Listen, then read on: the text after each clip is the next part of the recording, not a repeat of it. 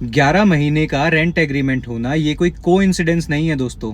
ऐसे में जो है लैंडलॉर्ड और टेनेंट इन दोनों ही पक्षों को लगता है कि उन्होंने बहुत सही काम कर दिया है 11 महीने का रेंट एग्रीमेंट बनवा के, और दोनों ही बहुत सेफ फील करते हैं। पर सच्चाई जो है वो एकदम अपोजिट है। इंडिया का जो रजिस्ट्रेशन एक्ट है वो क्लियरली ये कहता है कि अगर आपकी लीज जो है वो 12 महीने से ऊपर है तो उसको रजिस्टर्ड होना चाहिए, और ऐसा कराने में एक मोटी रकम लगती है स्टैंप ड्यूटी की। और इसी रास्ते से बचने के लिए जो लोग हैं, जो चतुर चालाक लोग हैं, वो 11 महीने का रेंट एग्रीमेंट कराते हैं, क्योंकि अगर 12 या उससे ज्यादा का टाइम पीरियड होता है तो वो कंपलसरी रजिस्टर करवाना पड़ता है। और यही लैंडलॉर्ड और टेनेंट दोनों गलती कर देते हैं कि उसको 12 महीने रजिस्टर नहीं कराते, 11 महीने की ही ड्यूरेशन पे रखते हैं। और दोस्तों वो क्लियरली जो गलती है वो ये है कि 11 महीने का जो रेंट एग्रीमेंट है, जो कि ऑलरेडी अनरजिस्टर्ड है, उसको कहीं भी रजिस्टर नहीं किया गया है, वो कोर्ट में जब आप एज ए एविडेंस उसको कल को प्रेजेंट करते हैं तो वो एक वीक एविडेंस की कैटेगरी में आता है। It's not a strong evidence. ऐसे में अगर आप एक टेनेंट हैं तो आपके पास एक लॉन्ग टर्म की प्रोटेक्शन नहीं है। आपका मकान मालिक आपको कभी भी निकाल सकता है बहुत ही ईजिली।